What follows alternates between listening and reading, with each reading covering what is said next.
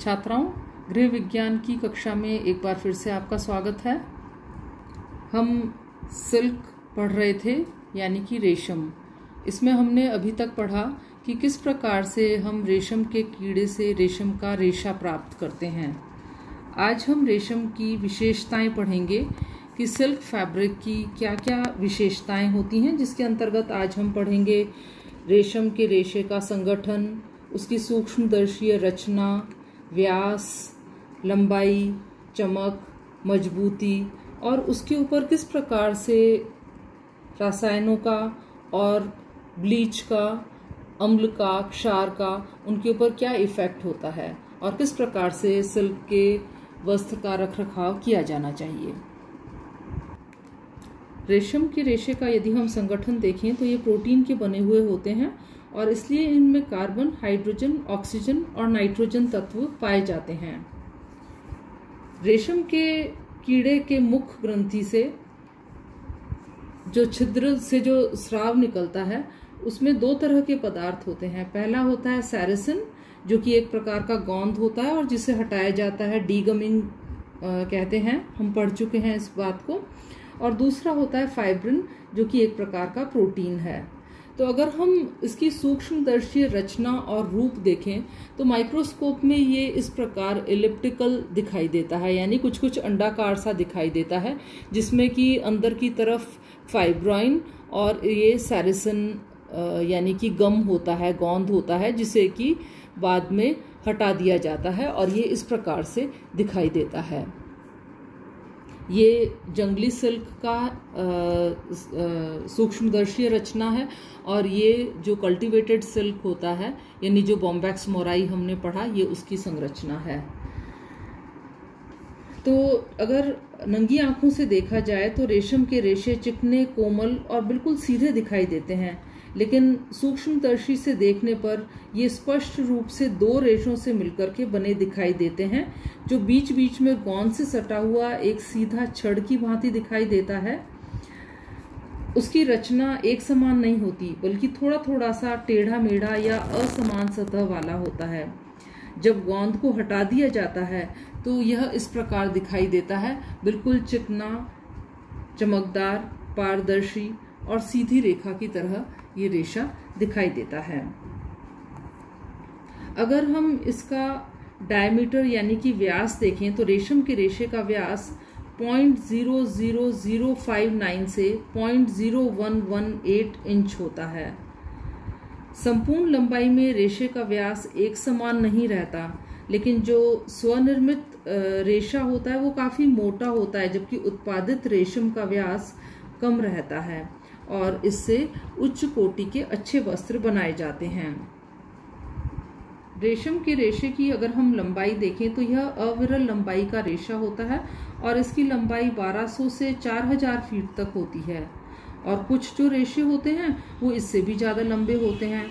इन्हें कॉम्बिंग करने की आवश्यकता यानी सीधा करने की आवश्यकता नहीं होती है। अगली विशेषता है रंग।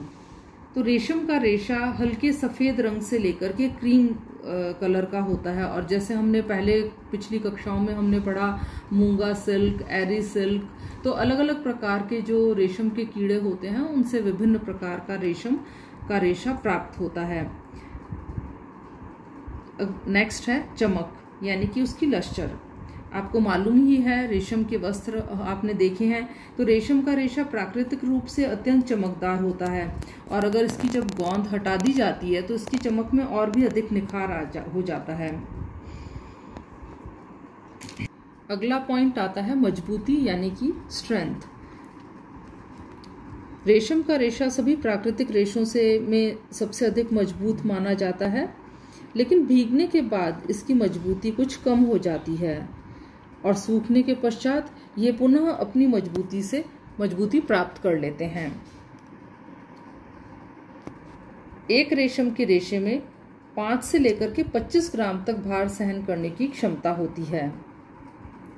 अगर हम प्रत्यास्था या इलास्टिसिटी देखें रेशे की, तो इसमें इलास्टिसिटी बहुत कम होती है। इलास्टिसिटी यानी लचीलापन, यानी कि जब भी खींचा जाए तो रेशा खिंच जाए और वापस सिकुड़ जाए, फिर अपने स्थान पर आ जाए। तो इसमें इलास्टिसिटी काफ़ी कम होती है, लेकिन मौलिक लंबाई से थोड़ा सा खिंच जाने पर ये खिंच जाते हैं और वापस अपने मूल आकार में आ जाते हैं। प्रतिस्कंधता यानी कि इंग्लिश में इसे बोलते हैं रेजिलियंस। सभी प्राकृतिक रेशों से रेशम के रेशे में प्रतिस्कंधता का गुण दूसरे नंबर पर आता है। प्रथम स्थान पर ऊन है। रेशम के रेशों को कुचलने पर या क्रश करने पर ये पुनः अपनी पूर्वाकृति को प्राप्त कर लेते हैं और इसीलिए इनसे रिंकल रेजिस्टेंट वस्त्र बनाए जा सकते हैं। शिकन प्रतिरोधकता ये भी कुछ उसी प्रकार का है, यानी क्रीज रेजिस्टेंस। प्रतिस्कंधता और प्रत्यास्था के विलक्षण गुण के कारण रेशमी वस्त्रों पर सलवटें शीघ्रता से नहीं पड़ती और क्रश होने के पश्चात भी ये ज्यों के त्यों बने रहते हैं।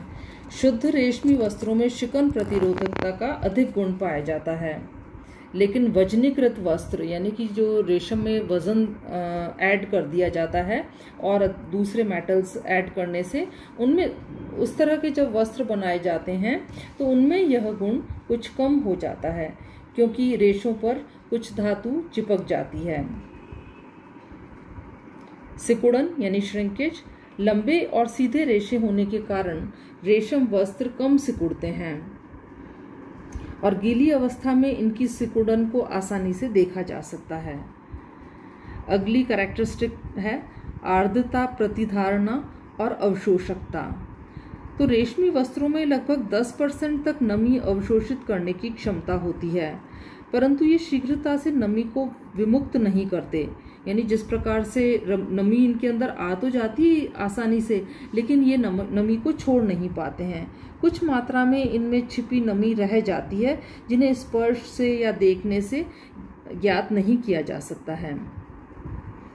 घर्षण और रगड़ का प्रभाव। रेशमी वस्त्रों पर रगड़ और घर्षण का हानिकारक प्रभाव पड़ता है, क्योंकि अपन देखते हैं देखने में ये इतने सॉफ्ट और मुलायम होते हैं कि थोड़ा भी घर्षण पड़ने पर इनकी जो सतह है ये खुरदरी हो जाती है और इसलिए धोते समय हल्के हाथों में दबाकर या ड्राई क्लीन से ही इन्हें धोया जाता है। सूखे ताप का प्रभाव।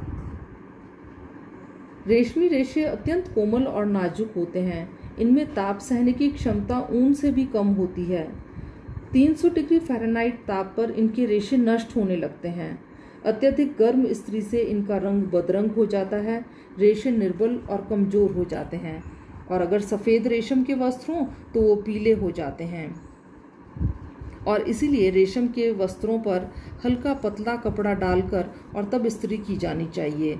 हल्की गर्म इस्त्री करना हमेशा उत्तम रहता है। धूप एवं प्रकाश का प्रभाव।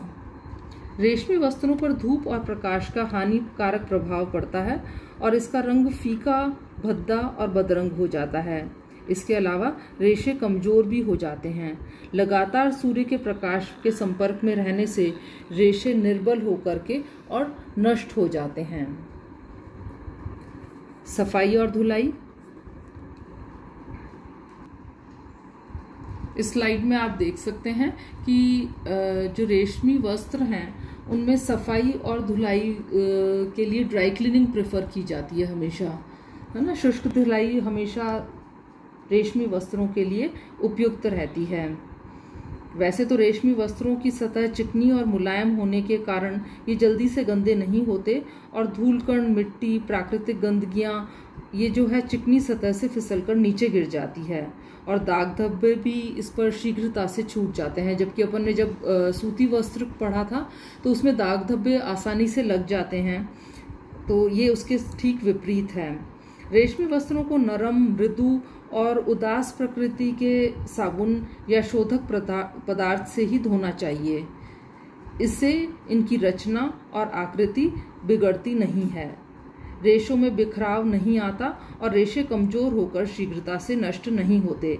लेकिन यदि इन्हें तीव्र अम्ल से, क्षार से या तीव्र साबुन से यदि धोया जाए तो रेशे कमजोर होकर के फट जाते हैं, रेशों में बिखराव आ जाता है। अतः इन्हें हल्के हाथ से दबाकर और स्वच्छ करना चाहिए। जहाँ तक हो सके शुष्क धुलाई द्वारा ही साफ करना चाहिए या हल्के गुनगुने पानी से ही वस्त्र को धोना उपयुक्त रहता है। फफूंदी एवं कीड़े का प्रभाव। सिल्क के वस्त्रों में फफूंदी नहीं लगती, परंतु लंबे समय तक इसे नमीयुक्त स्थानों में या कलफ लगा करके रखा जाए तो फफूंद आक्रमण कर सकते हैं। रेशमी वस्त्रों पर कीड़ों का कोई हानिकारक प्रभाव नहीं पड़ता, परंतु मिश्रित रेशम के जो रेशे होते हैं उनके वस्त्रों को कीड़े खा जाते हैं।